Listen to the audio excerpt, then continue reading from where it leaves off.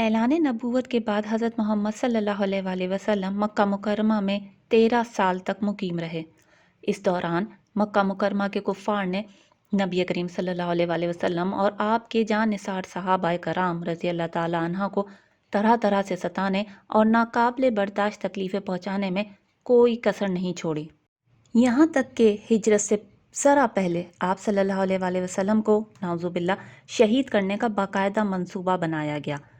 جب آپ صلی اللہ علیہ وسلم ہجرت فرما کے مدینہ منورہ تشریف لے آئے تو کفار مکہ مسلسل اسی کوشش میں رہے کہ آپ کو وہاں بھی چین سے نہ رہنے دیا جائے۔ انہوں نے عبداللہ بن ابی کو مدینہ منورہ میں خط لکھا کہ تم لوگوں نے محمد رسول اللہ صلی اللہ علیہ وسلم اور ان کے ساتھیوں کو پناہ دی ہے، اب یا تو تم انہیں پناہ دینے سے ہاتھ اٹھا لو ورنہ ہم تم پر حملہ کریں گے۔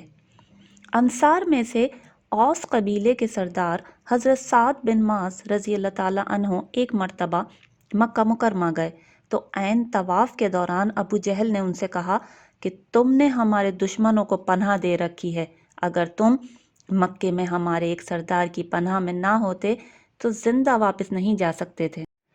اس دھمکی کا مطلب یہ تھا کہ اگر آئندہ مدینہ منورہ کا کوئی آدمی مکہ آئے گا تو اسے قتل کر دیا جائے گا۔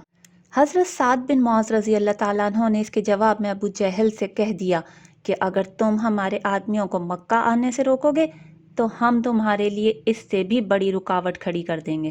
یعنی تم تجارتی قافلے کو لے کر جب ملک شام جاتے ہو تو اس کا راستہ مدینہ کے قریب سے گزرتا ہے، پھر ہم بھی تمہارے قافلوں کو روکنے اور ان پر حملہ کرنے میں آزاد ہوں گے۔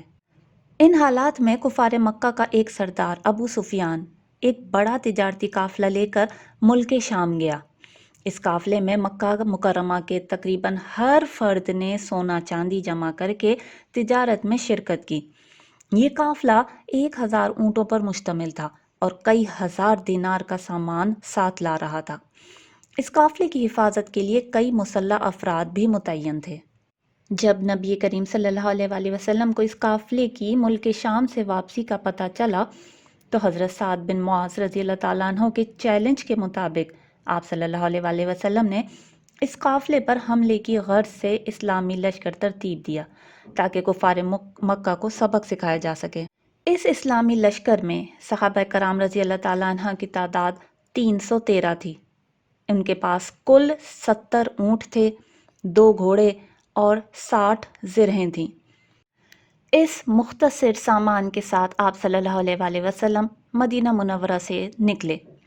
جب ابو سفیان کو آپ صلی اللہ علیہ وسلم کے ارادے کا علم ہوا تو اس نے ایک تیز رفتار ایلچی ابو جہل کے پاس بھیج کر اس واقعے کی اطلاع دی اور اسے پورے لاؤ لشکر کے ساتھ مسلمانوں پر حملہ کرنے کا مشورہ دیا۔ اس کے ساتھ ہی ابو سفیان اپنے قافلے کا راستہ بدل کر بحر احمر کے ساحل کی طرف نکل گیا تاکہ وہاں سے چکر کاٹ کر مکہ مکرمہ پہنچ سکے۔ ابو جہل نے اس موقع کو غنیمت سمجھ کر ایک بڑا لشکر تیار کیا اور مدینہ پر حملہ کرنے کی خاطر نکل پڑا۔ رسول اللہ صلی اللہ علیہ وسلم کو جب خبر ملی کہ ابو سفیان تو قافلہ لے کر دوسری جانب سے نکل چکا ہے اور ابو جہل 1000 افراد پر مشتمل لشکر لا رہا ہے تو آپ صلی اللہ علیہ وسلم نے صحابہ کرام سے مشورہ کیا۔ سب نے یہی رائے دی کہ اب مشرکین سے ایک فیصلہ کن معرکہ ہو جانا چاہیے۔ بدر کے مقام پر دونوں لشکروں کا مقابلہ ہوا۔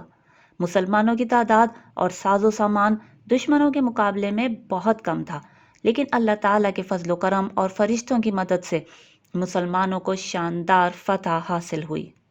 ابو جہل سمیت قریش کے 70 سردار مارے گئے اور 70 افراد گرفتار ہوئے اور باقی لوگ میدان جنگ سے بھاگ کھڑے ہوئے۔